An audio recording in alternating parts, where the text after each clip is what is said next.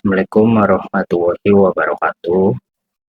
Perkenalkan, nama saya Adi Handika dengan NIM 404250004 dari kelas Bisnis Digital A. Saya di sini membuat video ini untuk memenuhi tugas UTS yang diberikan oleh Pak Abdul Adim MM selaku dosen mata kuliah Moderasi Beragama. Oke, langsung saja saya mulai. Yang pertama itu konsep moderasi beragama. Definisi dari konsep moderasi beragama bisa dilihat di PPT, yaitu sikap tidak berlebihan dalam beragama, kebutuhan memelihara kerukunan di antara umat, fondasi toleransi, dan penghapus perbedaan. Intinya itu definisi dari moderasi beragama adalah jalan tengah dalam memenuhi kehidupan yang harmonis. Lalu yang kedua adalah posisi moderasi beragama, itu untuk menjembatani paham-paham radikalisme dan liberalisme agar tidak saling kontradiktif. Lalu yang ketiga adalah ada 9 pilar dari moderasi beragama.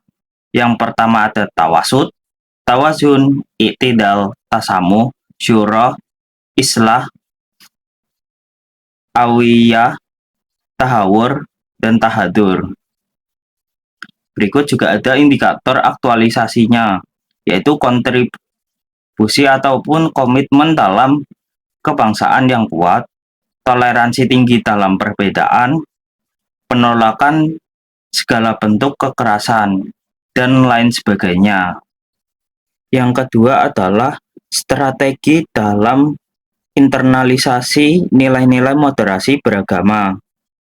Yang pertama, sebagai pilar, moderasi beragama adalah sikap tengah yang menghargai keberagaman juga kerukunan. Berikut juga ada 9 pilar yang tadi sudah saya sebutkan. Lalu yang kedua adalah edukasi dan penanaman nilai-nilai karakter.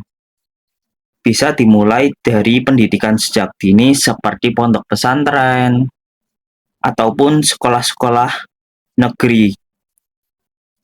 Tujuannya untuk membentuk pemahaman agama secara inklusif, terus meningkatkan literasi moderasi keagamaan, dan mengembangkan praktik-praktik toleransi sejak dini. Lalu yang ketiga adalah sebagai teladan dan sebagai media dialog antar umat ataupun sebuah golongan. Yang pertama itu menjadi penghubung antar komunitas, lalu memfasilitasi dialog dan saling pengertian. Yang ketiga adalah mempromosikan hormat antar perbedaan yang ada. Lalu yang ketiga adalah yang keempat adalah digitalisasi dan media. Contohnya seperti kampanye proaktif di media sosial yang menyebarkan nilai-nilai penting dalam moderasi beragama itu seperti apa saja. Misal, tidak mencaci maki ataupun tidak melontarkan komen-komen negatif di sebuah postingan. Lalu yang kedua, melawan narasi radikal secara daring. Misalnya seperti hanya agama Islam yang benar, semuanya palsu, itu tidak boleh di dalam media sosial. Kita harus memerangi hal-hal yang seperti itu. Lalu yang ketiga adalah menjaga keseimbangan informasi keagamaan, bahwa tidak artinya itu bahwa semua agama itu memiliki sisi baiknya masing-masing. Tidak semua dapat dikategorikan adalah agama yang tidak benar, agama yang menyimpang ataupun yang lainnya. Intinya itu adalah moderasi beragama menjadi fondasi kedamaian dan harmoni di tengah keberagaman masyarakat di Indonesia. Oke, lalu yang ketiga adalah moderasi beragama dalam hubungan sesama muslim dan antar agama. Yang pertama, moderasi sesama muslim, yaitu tujuannya untuk menjaga persatuan umat Islam, seperti menghargai perbedaan pandangan tentang ritual keagamaan, tidak menambah atau mengurangi ajaran agama, menghindari sikap ekstrim, dan lain sebagainya. Lalu yang kedua adalah moderasi antar agama. Tujuannya untuk membangun harmoni sosial dalam bermasyarakat, seperti menghormati keyakinan penganut agama lain, memfasilitasi dialog antar umat beragama, mendorong pandangan inklusif dan pluralisme. Lalu yang terakhir adalah komitmen pada kesepakatan bersama, seperti tidak mengganggu ritual ibadah agama lain dan lain sebagainya. Ini masih sesuai dengan prinsip-prinsip moderasi yang saya sebutkan di awal, yaitu 9 pilarnya seperti tawasud, tawazun, i'tidal, dan lain sebagainya. Oke, lalu yang keempat adalah moderasi beragama dalam kehidupan berbangsa dan bernegara. Yang pertama, seperti menjaga keutuhan NKRI. Kita harus mencegah konflik dan radikalisme, seperti tindakan radikalisme yang ingin mengubah NKRI menjadi NII, Negara Indonesia Islam. Padahal negara Indonesia itu negara yang memiliki keberagaman suku, ras, agama, budaya, dan antar golongan yang sangat banyak. Tetapi jika NKRI menjadi NII, maka akan ada banyak sekali perpecahan karena tidak semua masyarakat di Indonesia ini beragama Islam. Lalu yang kedua itu dapat bersinergi dengan agama dan negara. Seperti agama itu dijadikan etika moral bangsa, di mana negara itu memfasilitasi kebebasan masyarakatnya untuk beragama. Lalu yang ketiga, kontribusi kebijakan publik seperti mewujudkan kebijakan-kebijakan yang memastikan hak-hak beragama terpenuhi dan mendorong dialog konstruktif antara pemerintah dan masyarakat yang beragam. Lalu yang terakhir, keberagaman kekayaan bangsa ini dapat dibangun bersama-sama, tidak memandang sara. Oke, lalu yang kelima adalah moderasi beragama dalam budaya dan dalam tantangan pusaran radikalisme. Tujuannya untuk memperkuat fondasi kemanusiaan di tengah keberagaman di Nusantara ini. Yang pertama, ada budaya dan kearifan lokal. Mengelola keberagaman budaya, menerima tradisi lokal sebagai kekayaan budaya, dan menjadikan budaya sebagai alat untuk menyebarkan moderasi beragama ataupun menyebarkan ajaran agama Islam di Nusantara, seperti yang dilakukan Sunan Bonang dengan gamelannya dan lain sebagainya. Lalu yang kedua, sebagai sarana dan prasarana untuk melawan radikalisme dan ekstremisme. Tujuannya untuk menciptakan kedamaian dan harmoni sosial di masyarakat. Kedua, menolak kekerasan atas nama agama, seperti kasus bom Bali dan lain sebagainya. Lalu yang ketiga, menghormati kebebasan beragama antar umat.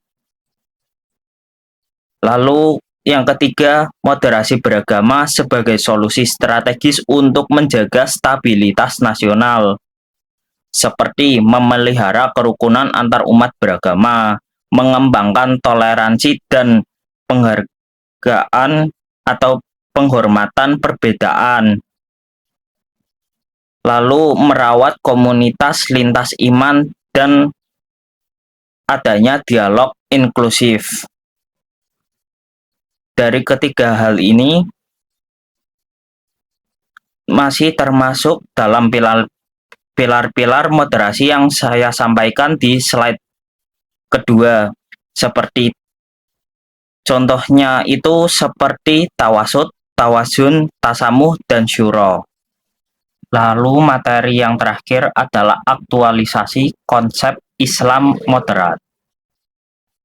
Definisi dari konsep Islam moderat adalah pendekatan tengah, tidak ekstrim, dan tidak berlebihan dalam beragama, dengan nilai tawasud yaitu jalan tengah.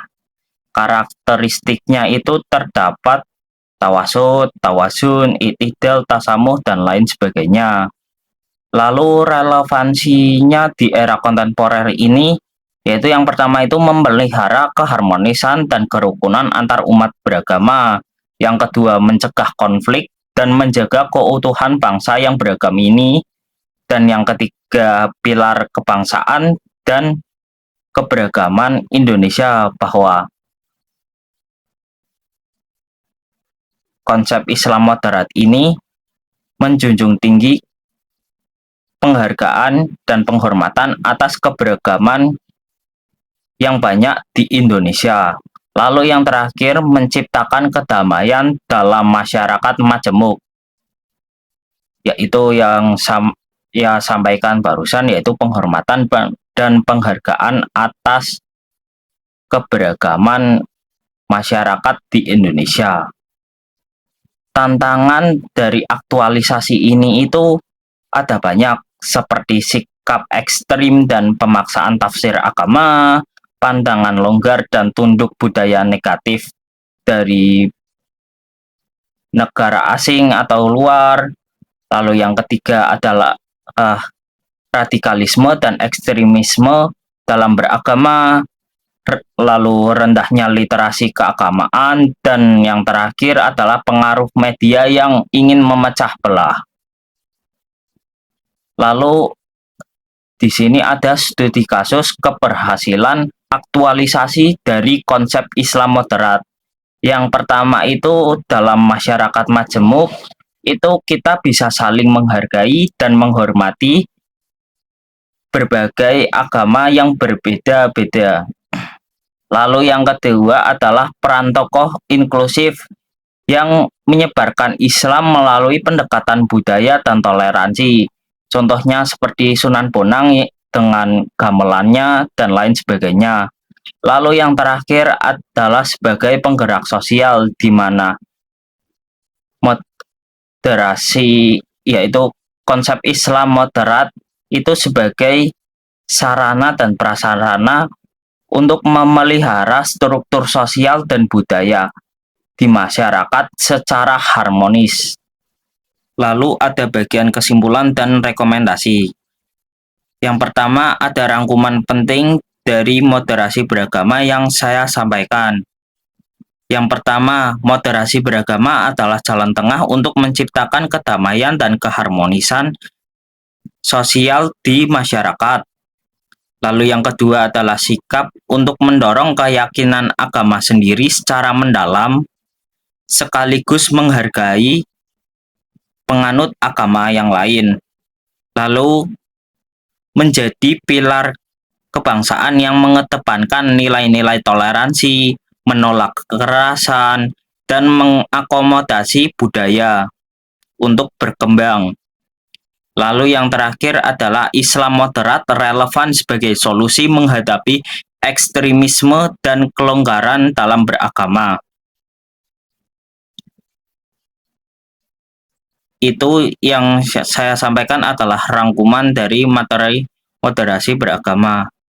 Lalu terdapat tantangan utama dalam moderasi beragama. Yang pertama itu adanya persebaran radikalisme dan ekstremisme di antara penganut-penganut agama. Lalu yang kedua adalah rendahnya literasi keagamaan yang moderat. Dan yang terakhir ada dampak negatif dari informasi di era digital yang serba cepat ini. Lalu ada peluang pengembangan dari moderasi beragama. Yang pertama itu ada dukungan kuat dari komunitas dan dialog lintas iman. Lalu yang kedua adalah adanya kebijakan pemerintah yang menguatkan moderasi beragama. Contohnya seperti di UU Perpres nomor 58 tahun 2023. Lalu yang terakhir adanya peran aktif ormas keagamaan, misalnya NU ataupun Muhammadiyah dan lain sebagainya. Lalu ada langkah konkret untuk menerapkan moderasi beragama. Misalnya adanya pendidikan inklusif di mana pendidikan inklusif ini mengintegrasikan nilai-nilai moderasi beragama dalam kurikulum pendidikan. Lalu yang kedua adalah dialog antar umat yang memfasilitasi diskusi dan pemahaman bersama antara pemeluk-pemeluk agama. Lalu yang ketiga adalah penguatan komunitas lintas iman di mana ini merawat dan mendukung keberadaan adanya kelompok yang pluralis. Lalu yang terakhir adanya peran tokoh agama sebagai tauladan dan sebagai orang yang mempromosikan apa itu moderasi beragama. Intinya itu moderasi beragama merupakan kebutuhan mendesak yang dibutuhkan dalam memelihara keharmonisan di masyarakat majemuk ini. Intinya mari bersama mewujudkan Indonesia yang maju, harmonis, dan damai melalui moderasi beragama sebagai nilai-nilai luhur bangsa. Oke, sekian yang bisa saya sampaikan. Terima kasih. Mohon maaf jika terdapat salah kata ataupun hal-hal yang menyinggung. Mohon maaf. Wassalamualaikum warahmatullahi wabarakatuh.